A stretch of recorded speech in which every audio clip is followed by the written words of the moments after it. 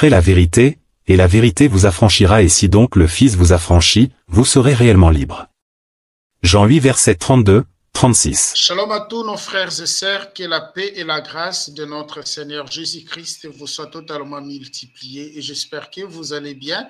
Une fois de plus, le Seigneur nous accorde l'opportunité de pouvoir partager avec vous la parole du Seigneur, comme nous le faisons toujours, et nous sommes là avec mon frère Alexandre. Shalom frère Alexandre, comment vous allez? Shalom, je vais bien par la grâce de Dieu.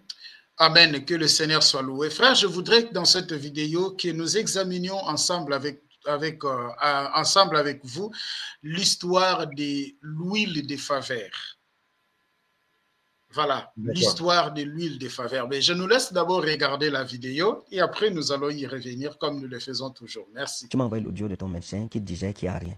Et tu m'as caché le résultat qu'on t'a donné. Si j'avais vu ce résultat, je ne serais pas engagé. Cette huile de faveur, vous n'avez plus de maladie chez vous, vous n'avez plus de phénomène de sorcellerie chez vous. Lui vous sera livré à domicile où vous êtes. Donc, appelez à ce numéro et passez simplement vos commandes. Si tu m'avais montré ça, c'est qui est sûr, le mariage n'aurait pas eu lieu. Vous allez trouver la guérison. Je vais dire à tout le monde que l'huile de faveur, c'est vraiment l'antibiotique. Donc ça aide. Je conseille toujours aux gens que l'huile de faveur est tellement bien, même pour la santé. Donc, on comprend que le prophète Ferdinand Ekane, il vend l'huile. OK? Et l'huile, c'est l'huile-là, c'est l'huile de faveur. Et cette huile-là guérit. Mais pourquoi maintenant l'huile de faveur n'a pas pu guérir sa femme? Il veut répudier sa femme parce que sa femme est malade. Nous allons encore réécouter encore la vidéo. Tu m'as envoyé l'audio de ton médecin qui disait qu'il n'y a rien. Et tu m'as caché le résultat qu'on t'a donné. Si j'avais vu ce résultat, je ne serais pas engagé. Cette huile de faveur, vous n'avez plus de maladie chez vous, vous n'avez plus de phénomène de sorcellerie chez vous. Lui vous sera livré à domicile où vous êtes. Donc, appelez à ce numéro et passez simplement vos commandes. Si tu m'avais montré ça, c'est qui est sûr, le mariage n'aurait pas eu lieu. Vous allez trouver la guérison. Je vais dire à tout le monde que l'huile de faveur, c'est vraiment l'antibiotique. Donc ça aide. Je conseille toujours aux gens que l'huile de faveur est tellement bien, même pour la santé. Et voilà, frère, je ne sais pas qu'est-ce que vous en pensez, parce que lui-même, il vend l'huile de faveur, où on voit les témoignages des gens que c'est l'huile-là, c'est bon pour la santé, c'est l'antibiotique, l'huile là guérit. Mais pourquoi ne prend pas seulement, même parce que c'est lui-même qui est le vendeur, il peut prendre 10 000 bouteilles, voilà, il donne à sa femme afin que sa femme soit guérie. Voilà pourquoi cette huile de faveur, soi-disant, ne résout pas les problèmes de son mariage. Pourquoi cette huile de faveur, soi-disant, ne guérit pas sa femme? C'est la question qu'on se pose, en fait. Donc, on comprend là que tout ça, en fait, c'est du n'importe quoi. C'est du n'importe quoi, en fait. On comprend que, en fait, tout ça, c'est pour se faire de l'argent et voilà, c'est pour se faire de l'argent, tout ça. C'est du commerce. Les désordres comme ça qui se passent dans les églises d'aujourd'hui, là, franchement, ce sont les signes que le retour de Jésus est proche. Et les enfants, les gens qui se disent enfants de Dieu sont aveuglés. Ils sont aveuglés, en fait. Où est-ce que nous avons vu dans la Bible une huile, une huile d'onction se vendre? C'est où dans la Bible? Personne n'a vendu de l'huile d'onction dans la Bible. Jésus est clair dans Matthieu 10, verset 8. Il dit à ses serviteurs, guérissez les malades, ressuscitez les morts, chassez les démons, purifiez les lépreux. Vous avez reçu gratuitement. Donnez gratuitement. Tout est gratuit avec Dieu. Donc, si Dieu t'a vraiment appelé à le servir, il faut avoir la foi que c'est Dieu qui va pouvoir à tes besoins. C'est ça. Mais si tu commences à vendre l'huile d'onction, tout ça, pour soi-disant dire que l'argent que tu recevras, c'est pour faire avancer l'œuvre de Dieu. Mais on ne fait pas avancer l'œuvre de Dieu comme ça. Et d'abord, ces gens-là parlent d'œuvre de Dieu. Ce n'est pas ton œuvre, mais c'est l'œuvre de Dieu. C'est l'œuvre de Dieu. Donc, si c'est l'œuvre de Dieu, Dieu lui-même va pouvoir il va pouvoir au ministère s'il t'a réellement appelé. Voilà. S'il t'a réellement appelé, en fait. Mais si Dieu ne pouvoir pas ce qu'il ne t'a pas appelé, en fait, c'est clair. Mais les gens veulent mettre en place des systèmes humains pour dire que, oh non, c'est pour faire avancer l'œuvre de Dieu. Et ça, c'est la malédiction. C'est de la malédiction. C'est grave. Voilà, l'huile d'onction, on le voit dans l'ancienne alliance. Voilà, cette huile-là, dans l'ancienne alliance, les gens l'utilisaient pour... Frère, je voudrais que nous fassions une émission. Ça sera vraiment l'enseignement. Oui. Ça sera vraiment l'enseignement sur l'utilisation de l'huile d'onction. C'est quoi? Parce que lorsque nous lisons la Bible, nous avons deux types d'huiles. Il y a l'huile d'olive normale et il y a l'huile d'olive qu'on a ajouté des aromates qui faisaient en sorte que c'est l'huile devint l'huile d'onction. Mais Dieu, dans l'Ancien Testament, avait même interdit qu'on puisse fabriquer cette huile-là. Voilà, Dieu avait interdit de ne pas le fabriquer.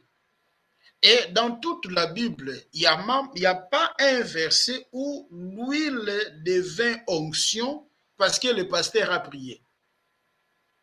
Voilà. Il n'y en a pas. Et beaucoup de gens vont se réfugier dans Jacques chapitre 5.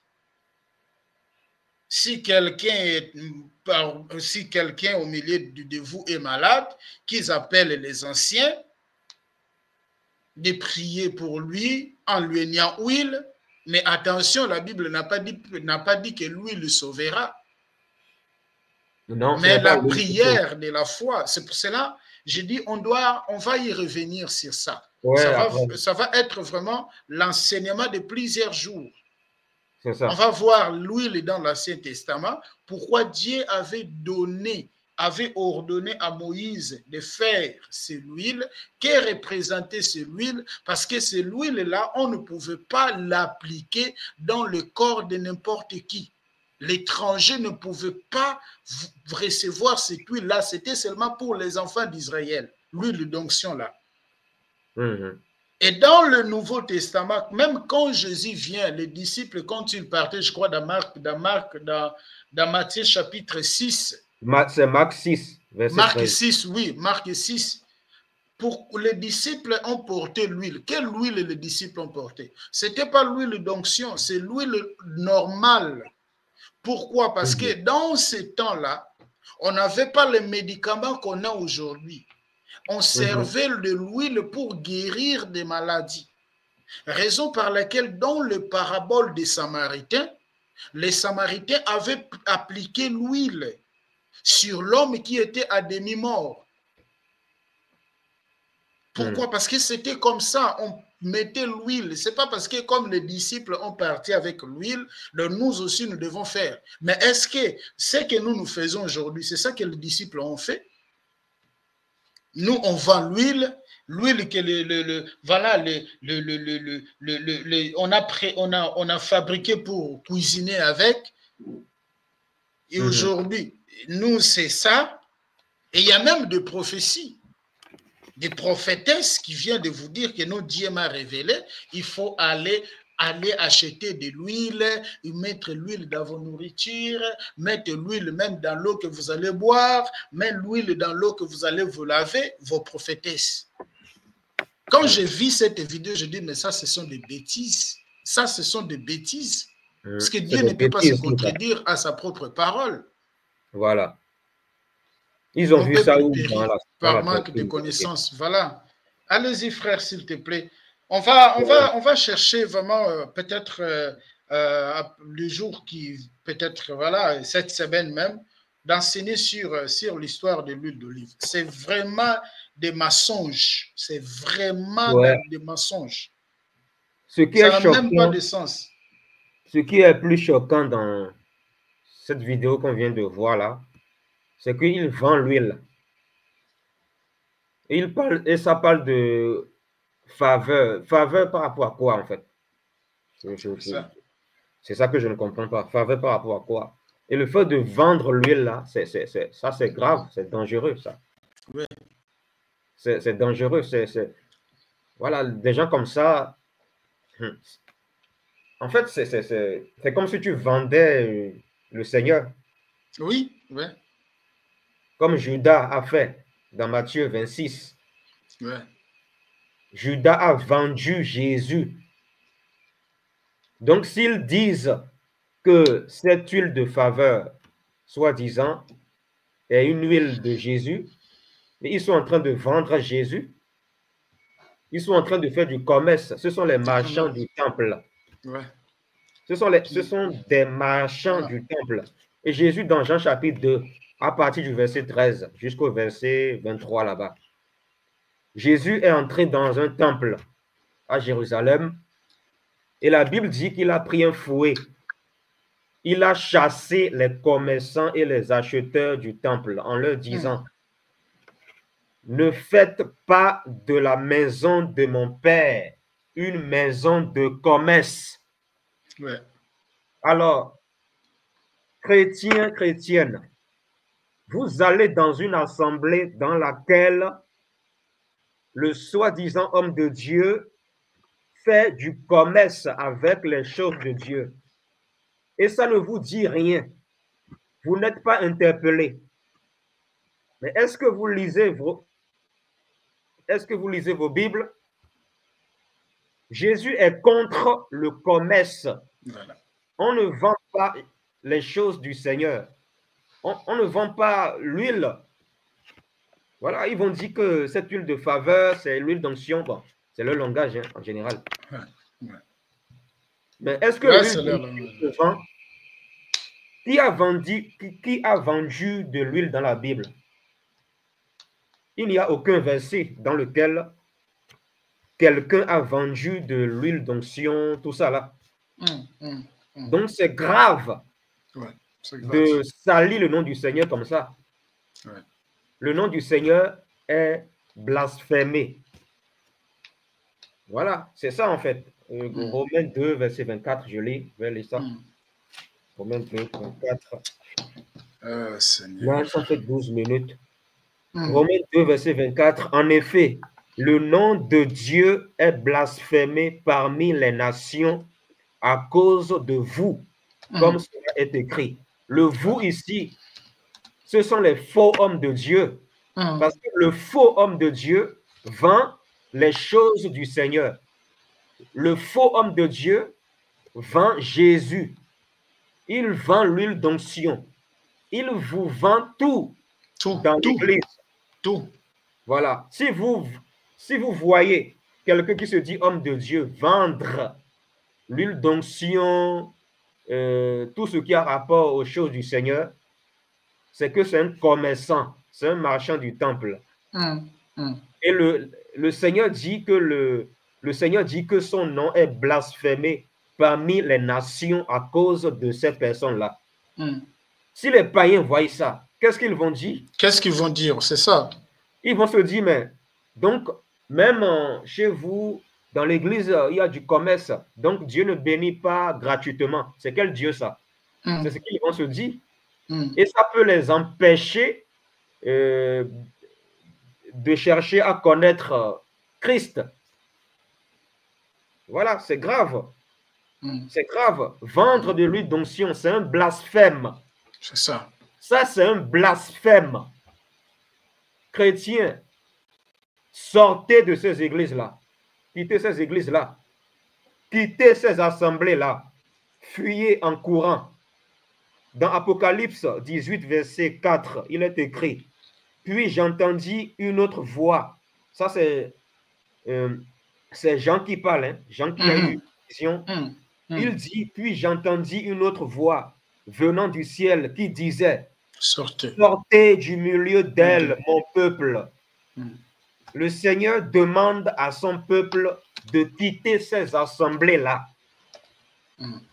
Sortez du milieu d'elle, virgule, mon peuple, afin de ne pas vous associer, à ces péchés et de ne pas être victime de ces fléaux. Voilà. C'est-à-dire, si tu continues à aller dans ces genres d'assemblées-là, lorsque Dieu va déverser son jugement sur ces assemblées, ces jugements vont te frapper aussi.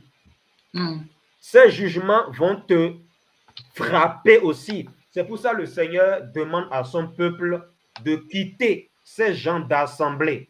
Il faut quitter ces genres d'églises parce que Jésus n'est pas là-bas. Jésus n'est pas là-bas. Même s'il y a des miracles, Jésus n'est pas là-bas. Les miracles ne sont pas forcément des signes que Jésus agrée une assemblée. Les miracles ne sont pas forcément une preuve que Jésus est content ou est d'accord de ce qu'une église fait. Voilà. Exactement. Un enfant de Dieu ne peut pas se mélanger avec ces gens de personnes qui vendent les choses du Seigneur. Huile de faveur, soi-disant. Alors que notre faveur, nous l'avons par la mort et la résurrection de Jésus. Amen. Par la foi au sacrifice de Jésus. Voilà. Et non au travers d'une huile. C'est ça. C'est ça. Voilà. Donc, en conclusion, voilà, j'aimerais dire à ceux qui se disent chrétiens et qui veulent aller au ciel de fuir ces assemblées-là. Voilà. Et d'arrêter d'être idolâtres. Donc, voilà ma conclusion. Oui, c'est ça, mon frère. Merci. Donc, nous allons y revenir pour parler de... Voilà, ça sera vraiment un enseignement. Oui. Ça sera vraiment un enseignement sur l'huile. Ça sera un enseignement sur les objets sacrés. Et plus particulièrement, on parlera sur l'huile d'onction. Quand on enseigne sur la Bible sur l'huile d'onction. Peut-on aujourd'hui continuer d'utiliser l'huile d'onction? Peut-on aujourd'hui acheter l'huile d'onction? On va voir l'huile d'onction dans l'Ancien Testament et on va voir l'huile dans le Nouveau Testament. Donc, ça sera vraiment un enseignement de quelques jours. Voilà, mais le Seigneur nous fera grâce et nous allons le terminer. Même on fera l'effort de faire même 3 ou 4 vidéos, 4 émissions sur ça. Et je crois que ça va nous aider avec les versets bibliques à l'appui. Et nous allons comprendre qu'aujourd'hui, il y a vraiment du commerce au milieu de nous. Paul dit, je plaire parce qu'il y a beaucoup de gens, ils ont pour dire leur ventre. Voilà, ils ont pour dire leur ventre. Donc, c'est ça. Et merci, frère, pour votre disponibilité. Une fois de plus, que le Seigneur vous bénisse. Et merci à tous les frères et sœurs. Et nous nous retrouvons dans notre prochaine émission. Que le Seigneur vous bénisse. Merci, au revoir. Likez la vidéo si elle vous plaît. Et si vous êtes nouveau sur la chaîne, n'oubliez pas de vous abonner et d'activer la cloche de notification afin de ne rater aucune de nos vidéos.